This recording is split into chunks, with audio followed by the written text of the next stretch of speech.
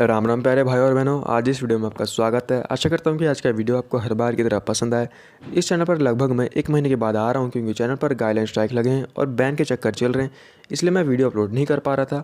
तो आशा करता हूँ कि आज का वीडियो आपको हर बार की तरह पसंद आए। मैं एक जागरूक हिंदू हूँ और मैं इतना सक्षम हूँ कि किसी जिहादी की ठुकाई कर सकूँ। जिन्हें मैं उस ठुकाई की बात नहीं कर रहा, मैं रियल लाइफ वाली ठुकाई की बात कर रहा हूँ।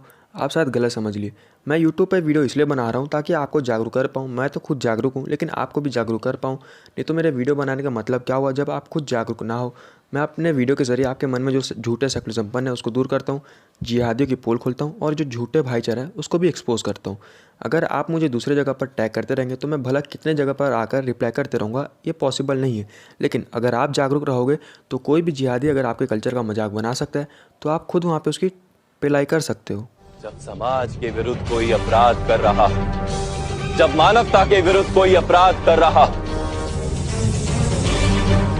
तो केवल अपने व्यक्तिगत धर्म को संभालना अनर्थकारी होता है। धर्म का ये ऐसा विचित्र रूप है जिसे मैं मान्य नहीं कर सकता।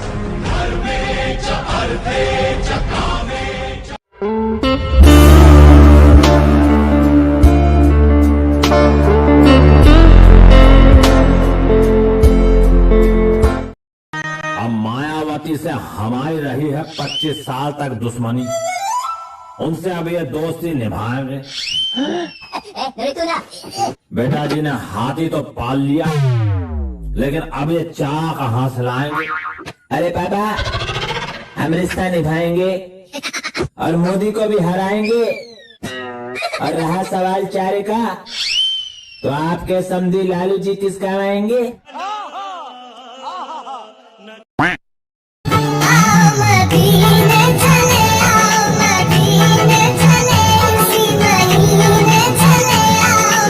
पुरानी सड़क को खुरचा जाएगा, उसको खुरचने के बाद जो मटेरियल निकलेगा उसको नई सड़क में मिक्स करेंगे, तो जो नई सड़क बनेगी उसके पैसे भी बचेंगे।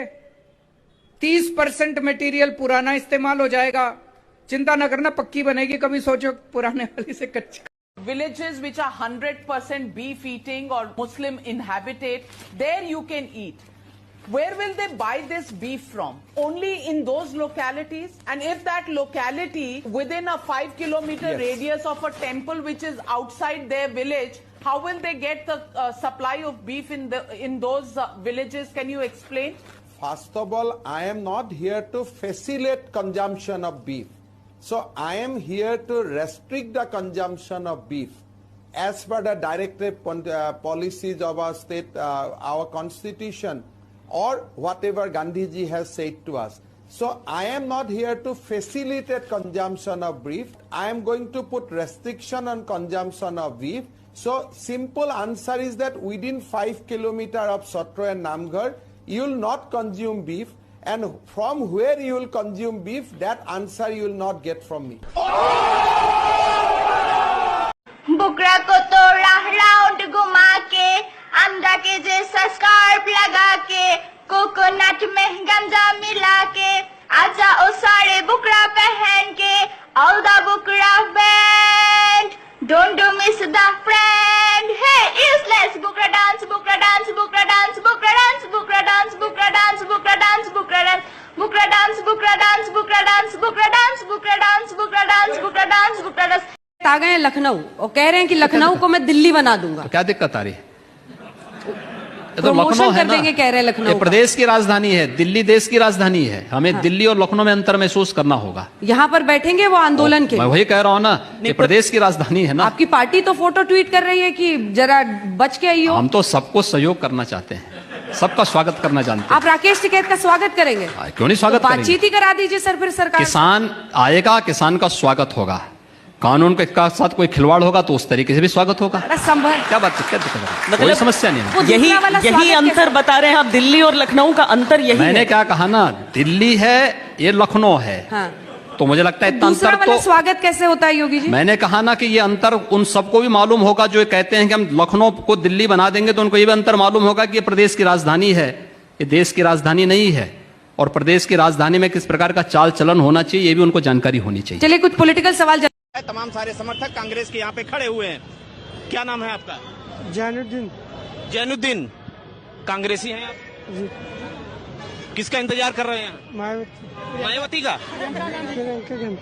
प्रियंका गांधी। कौन है प्रियंका गांधी? मुख्यमंत्री।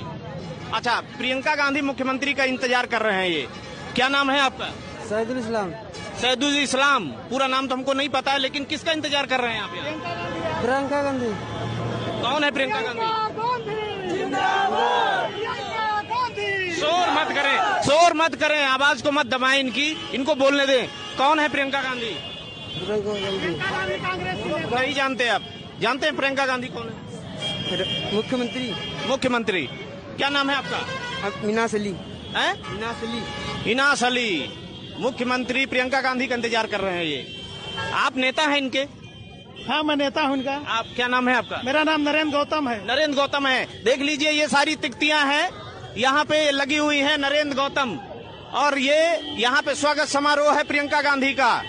तो ये सारे कार्यकर्ता हैं जो साथ में आए। सब कार्यकर्ता हैं, कांग्रेस के कार्यकर्ता हैं। कांग्रेस के कार्यकर्ता हैं जी। अच्छा बेटा, क्या नाम है तुम्हारा? रफीकुल अली। जी, रफीकुल अली। किसका इंतजार कर रहे हैं? सोनिया गांधी। सोनिया गांधी का इंतजार कर रहे हैं। गजब है, सोनिया गांधी जो आ रही है उनकी मम्मी का इंतजार कर रहे हैं। कौन है सोनिया गांधी? प्रियंका गांधी नेता है। किस पार्टी की? कांग्रेस। कांग्रेस की हैं। अच्छा, कांग्रेस पार्टी की नेता हैं। क्या नाम है आपका? राम सुमिरन। राम सुमिरन, बड़े तेज तर्रार व्यक्ति लग रहे हैं आप। किसका इंतजार कर रहे हैं? मेनका गांधी का। मेनका गांधी का इंतजार कर रहे हैं। बहुत सही लोग हैं यहाँ पर। प्रेमिका गांधी। प्रेमिका गांधी का इंतजार कर रहे हैं। मेनका गांधी के बाद प्रेमिका गांधी, एक नई गांधी। कभी और भी मिले हैं इनसे आप? हाँ, कई बार हम यहाँ आए हुए हैं। हाँ। और राहुल जी का एक बार स्वागत किया हमने। हाँ। अच्छा, उनका भी स्वागत किए हैं? जी जी। कांग्रेसी लग रहे हैं आप बचपन से? हमारे पिताजी कांग्रेसी थे, हम भी कांग्रेसी हैं। अच्छा, आप भी कांग्रेसी? हमारे पिताजी साल जेल काट भी हुए हैं। जेल काट चुके हैं आपके पिताजी राजनीति में भी।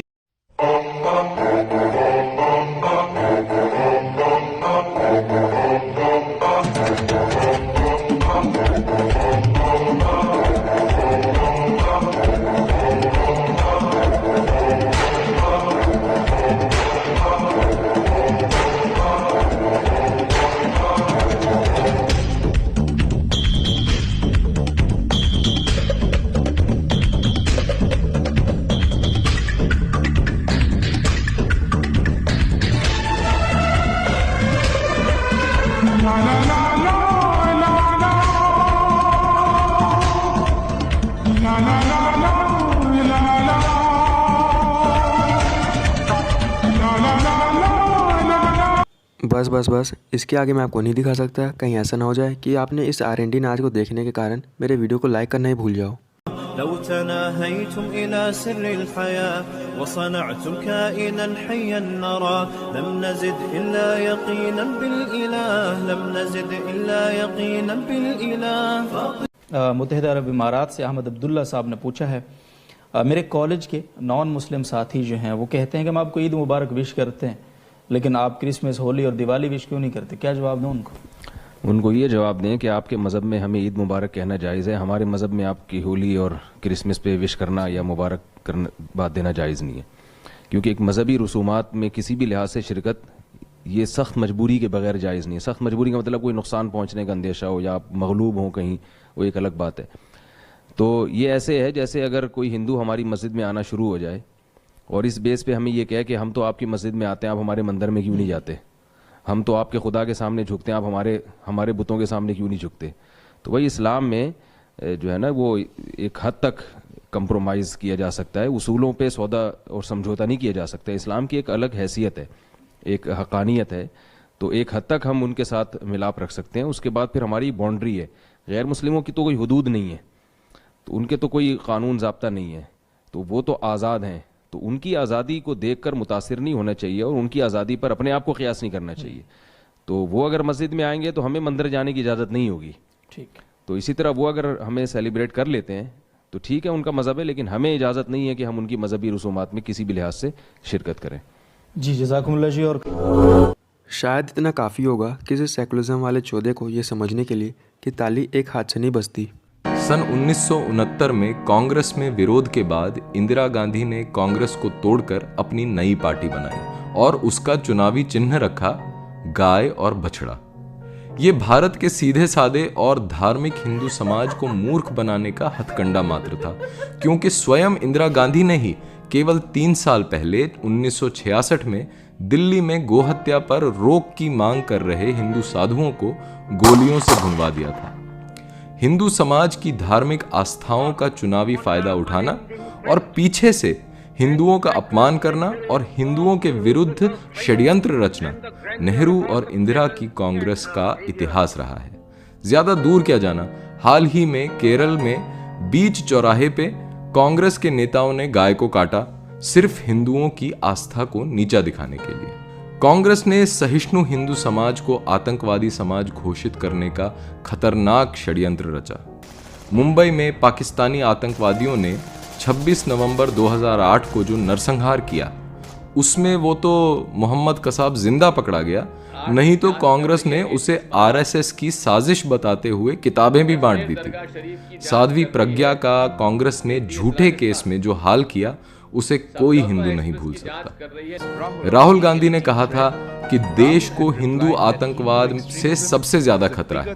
कांग्रेस हिंदू समाज के बारे में क्या सोचती है, ये उसकी केवल एक झलक है। 2011 में सोनिया गांधी ने कम्युनल वायलेंस बिल के लिए अपनी पूरी ताकत झोंक दी थी। इस बिल के अनुसार अल्पसंख्यक समाज का व्यक्ति बिना किसी सबूत के बहुसंख्यक समाज अर्थात हिंदू समाज के व्यक्तियों को कभी भी गिरफ्तार करवा सकता था। कांग्रेस की ये चाल हिंदुओं के लिए बहुत ही घातक थी। चुनाव के समय हिंदू मंदिरों के चक्कर लगाने वाले कांग्रेस के नेताओं ने हिंदू समाज की अमूल्य धरोहर राम सेतु को तोड़ने की पूरी तैयारी कर ली थी।